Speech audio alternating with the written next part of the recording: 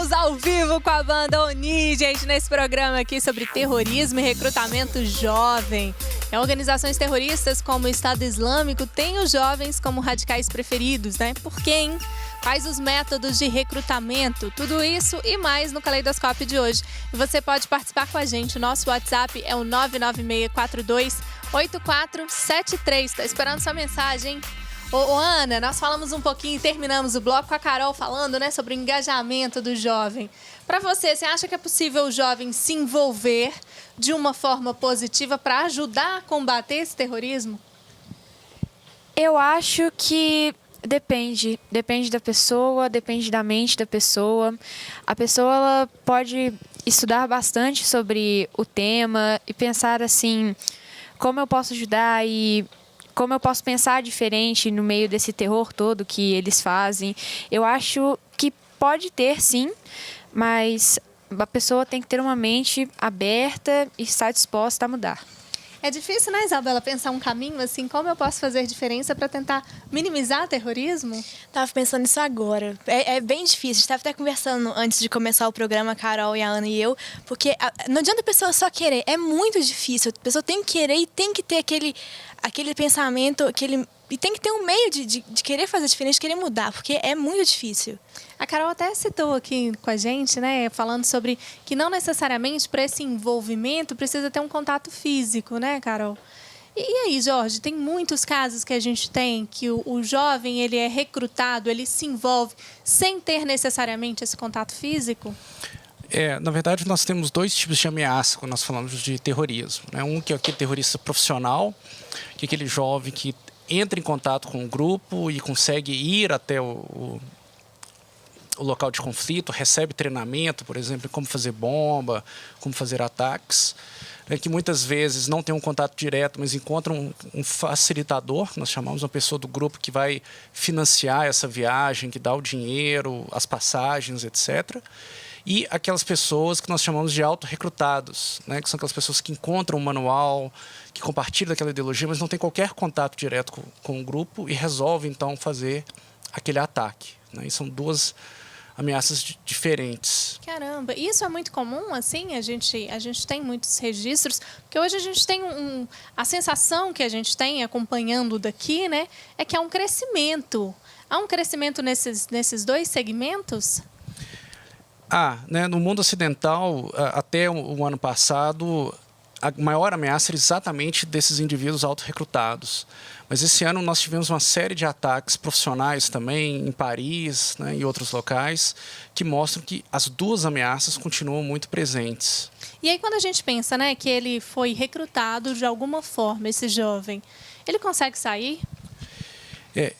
A princípio é difícil, né? Ele se envolve de maneira muito pesada, muitas vezes ele se torna vítima do próprio grupo e não se torna um refém ali dentro e não consegue sair, mas existem alguns casos de jovens que conseguiram retornar para os seus países de origem e se arrependeram e trabalham um processo que nós chamamos de desradicalização. Uhum.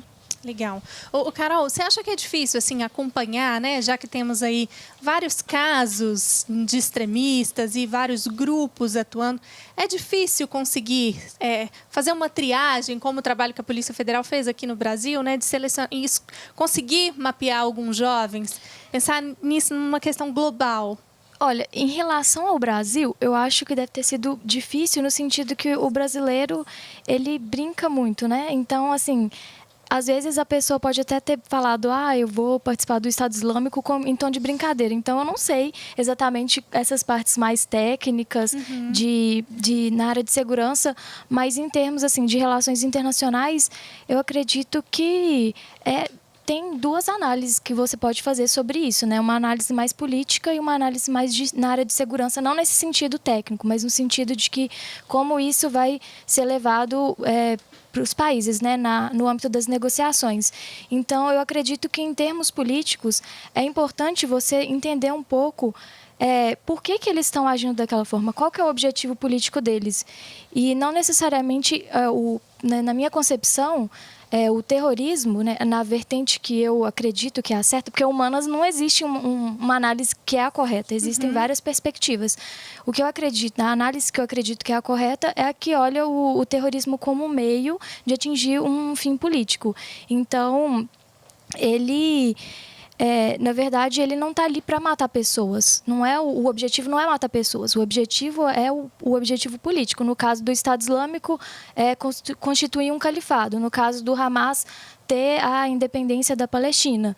Então, eles usam o terror, não necessariamente a morte, mas aquela sensação de que você pode ser morto a qualquer momento por um ataque terrorista, né? A questão psicológica como um meio de forçar essa negociação, de impor aquele objetivo que eles querem. Então, acho que é interessante a gente poder analisar também um pouco o que ele passa por trás daquilo, né? Não só falar, nossa, eles são bárbaros, eles, sabe, estão ali porque eles são psicopatas. Não, tem um motivo, tem uma racionalidade por trás daquilo. Entender esse contexto, né? E aí, Jorge, eu tinha colocado para as meninas aqui essa dificuldade até de pensar em como eu posso contribuir de alguma forma para tentar minimizar, e temos também, né, esse tipo de avaliação feita pela Carol. O que a gente poderia pensar, né, em termos de é possível minimizar esses grupos? Qual que é o caminho que a gente vê assim, para um futuro? Eu acredito que sim. É muito importante se combater a ideologia. Enquanto a ideologia permanecer, por mais que eu tenha vitórias militares, que o Estado Islâmico perda território, enquanto a ideologia permanecer, ela vai continuar seduzindo esses jovens para esse caminho. É uma minoria? Sim, mas o terrorismo é feito por uma minoria. Então, o que os jovens podem fazer? Eles podem se estudar e se empoderar. Um exemplo que eu gosto de trabalhar muito com os meus alunos é exatamente a questão da religião com o terrorismo. O terrorismo não tem nada a ver com religião, não tem nada a ver com o islamismo. E é bom que isso fique claro, né? Porque claro muitas isso. vezes cria uma guerra religiosa que, de fato, ela não é. O que acontece é que os grupos usam politicamente daquele discurso, símbolos religiosos. Então, tem uma história muito interessante na Inglaterra de 2 irmãos, em que um era muito religioso e conhecia muito radical. E o irmão mais novo era um playboy que curtia a vida, etc. E eles começaram, o irmão mais velho, que era o religioso, começou a ser seguido pela polícia britânica, pela inteligência britânica, porque eles estavam convencidos de que ele seria terrorista e faria um atentado.